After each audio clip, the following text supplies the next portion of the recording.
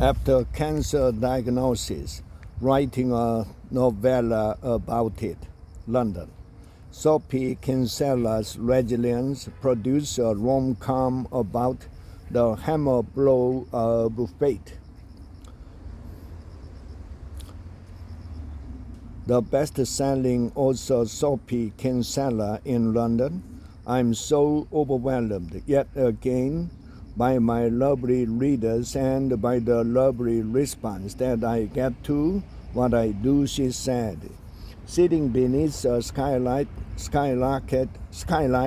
on a brilliant Sunday morning, Sophie Kinsella called to mind a posh, slightly weary matriarch who might appear in one of her novels, following leopard skirt, check, devoted husband who looks like the Harrison Ford, check, townhouse near the Thames with chocolate bars on a silver platter, in the living room, check, and check the plus. Then Kinsella lifted her chestnut hair to show a bald patch left by treatment for a brain tumor. It was a glioblastoma, the most aggressive kind. I couldn't say the word cancer for a long time, she said. There's still a residual cringing, fearful disbelief. Kinsella, 54, is the author of 33 novels, many of them #1 bestsellers, including Compassions of a Sophomoric, which led to a spin-off and a movie. Her novels have been translated into 40 languages in more than 60 countries. They've sold approximately 48 million copies worldwide, including 7 books that the Kinsella wrote under her given name, Madeleine Wickham. But over the course of an interview that ran the gamut from gutting to upbeat, it was clear that the only numbers that matter now are closer to home. Kinsella and her husband, Henry Wickham, have been married for 33 years. They have 4 sons and a daughter, ranging in age from 28 to 12. Kinsella's symptoms started in 2022 with a series of falls. My legs stopped working, she said. I started lurching around. I couldn't walk upstairs.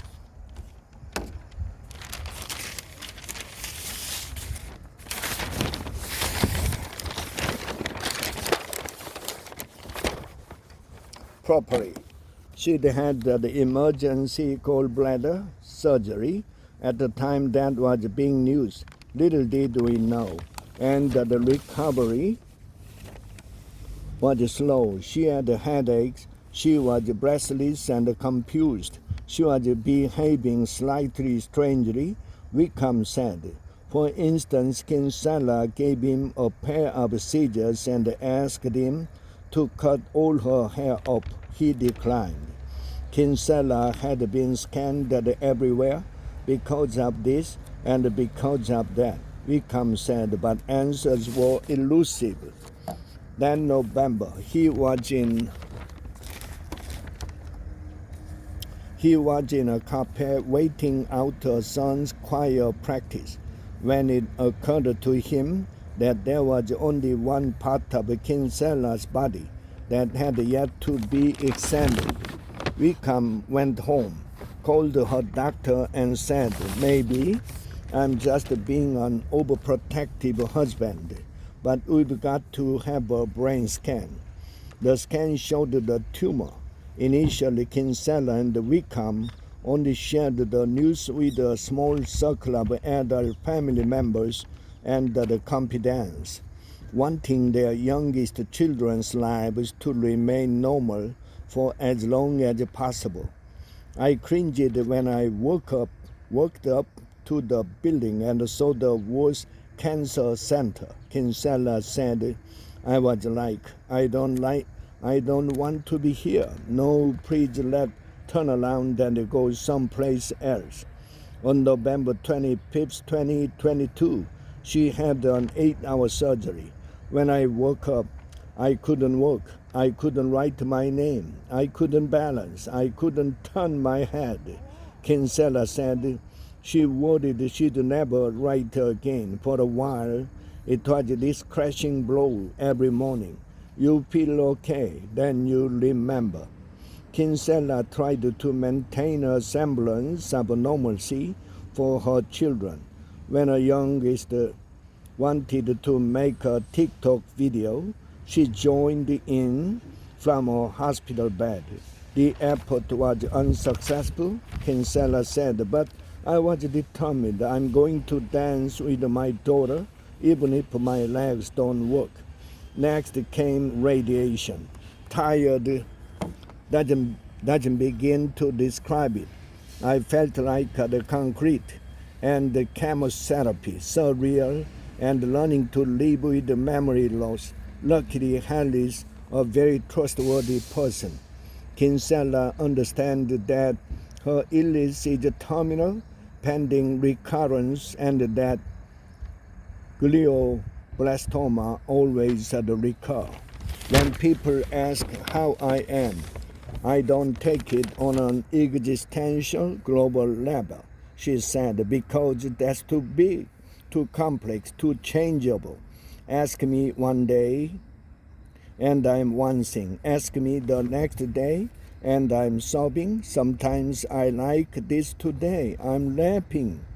Then some aspect that I hadn't considered will hit me, and I'll be an absolute wreck.